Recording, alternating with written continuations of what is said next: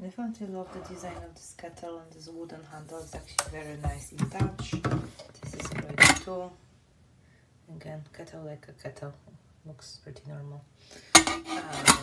Only thing I don't like about it is that the scale starts from 1 liter, and sometimes I'm boiling less than that, and I can't really see because there's like a big gap over here that basically you don't see how much water is already inside, and majority of the kettles have already scale from like, you know, half a liter or even lower.